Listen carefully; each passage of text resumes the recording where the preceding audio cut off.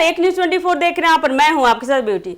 देखिए, बिहार विधानसभा चुनाव 2025 को लेकर राज्य की राजनीति में गर्मी लगातार बढ़ती जा रही है। जैसे जैसे बात करें चुनाव की तो तारीखें नजदीक आती जा रही है, वैसे वैसे राजनीतिक दलों के बीच आरोप प्रत्यारोप और प्रचार प्रसार की होड़ तेज होती जा रही है। खासकर सत्तारूढ़ भारतीय जनता पार्टी यानी कि बीजेपी और विपक्षी महागठबंधन के बीच राजनीतिक टकराव अपने चरम पर पहुंच चुके हैं। इस टकराव का ताजा उदाहरण दे तो बीजेपी द्वारा जारी किया गया भोजपुरी गाना है, जिसे गैंग्स ऑफ घोटालेबाज नाम दिया गया है। जी हाँ, बता दें कि यह गाना पूर्व मुख्यमंत्री लालू प्रसाद यादव और उनके बेटे तेजस्वी यादव को निशाना बनाकर बनाया गया है। बीजेपी ने भोजपुरी भाषा में काला काला गाने का रीमेक जारी किया है, जिसमें राजद यानी कि आरजेडी प्रमुख लालू प्रसाद यादव और नेता प्रतिपक्ष तेजस्वी यादव पर गंभीर आरोप लगाए गए। यह वीडियो महज 188 सेकंड का है, लेकिन इस गाने की बात करें तो इसमें बिहार की राजनीति के कुछ सबसे चर्चित घोटालों, विशेषकर चारा और जमीन घोटाले को केंद्र में रखकर प्रहार किया गया है। इस गाने में घर भरे खातिर लालू लूट लेला सारा चारा जैसी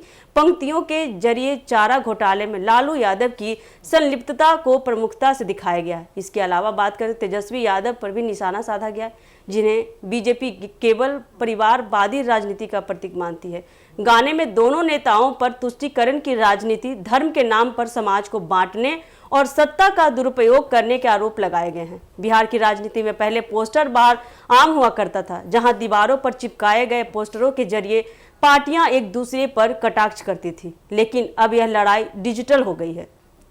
सोशल मीडिया और वीडियो प्लेटफॉर्म्स के जरिए राजनीतिक संदेशों को ज़्यादा प्रभावी तरीके से जनता तक पहुंचाया जा रहा है। गैंग्स ऑफ घोटालेबाज इसी कड़ी का एक हिस्सा है। बीजेपी इसे अपने चुनावी प्रचार का महत्वपूर्ण हिस्सा बता रही है, जो सीधे तौर पर बात करें तो युवा और भोजपुरी भाषी मतदाताओं को प्रभावित करने के उद्देश्य से बनाया गया है। बीजेपी की यह रणनीति साफ तौर पर राजद और महागठबंधन को भ्रष्टाचार के मुद्दे पर घेरने की कोशिश है। बिहार की जनता के सामने यह दिखाने की कोशिश की जा रही है कि वे विपक्षी नेता सिर्फ अपने परिवार के हितों के लिए काम करते हैं और राज्य के विकास से उनका कोई वास्ता ही नहीं है। यह गाना न केवल भावनात्मक रूप से असर डालता है, बल्कि इसमें व्यंग और कटाक्ष के जरिए गहरा राजनीतिक संदेश भी छुपा हुआ है। इस गाने के माध्यम से बीजेपी यह संकेत देना चाहती है कि वह भ्रष्टाचार मुक्त शासन की पक्षधर है और लालू तेजस्वी की जोड़ी बिहार को अंधकार तक ले जा सकती है।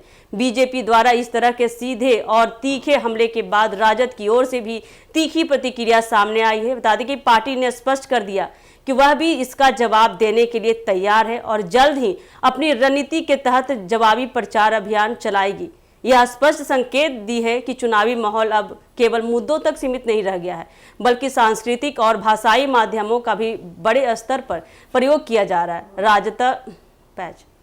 राजद संभवतः अब बीजेपी के शासन काल की खामियों को उजागर करते हुए अपने जवाबी वीडियो या प्रचार सामग्री ला सकती है, जिसमें बेरोजगारी, महंगाई और कानून व्यवस्था जैसे मुद्दे को उठाया जा सकता है। इस पूरे घटनाक्रम में एक महत्वपूर्ण पहलू यह भी देखा गया कि राजनीतिक दल अब परंपरागत तरीकों से हटकर तकनीक और स्थानीय भाषा को प्रमुख हथियार बना रहे हैं। भोजपुरी भाषा में गाना बनाकर बीजेपी ने यह दर्शा दिया है कि वह आम जनता, खासकर ग्रामीण और निम्न वर्गीय वर्गों से सीधे संवाद स्थापित करना चाहती है। इसके माध्यम से वह अपने विरोधियों को भ्रष्ट, स्वार्थी और धर्म के नाम पर राजनीति करने वाला साबित करने की कोशिश भी कर रही है।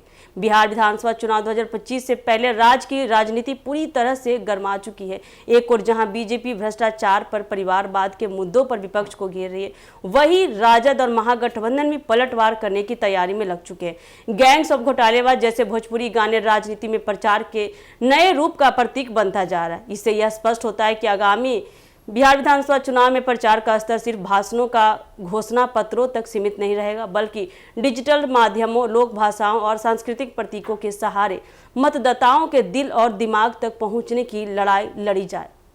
तो ऐसे ही अपडेट के लिए जुड़े रहिए हमारे एक न्यूज़ 24 के साथ। दीजिएगा इजाजत, धन्यवाद।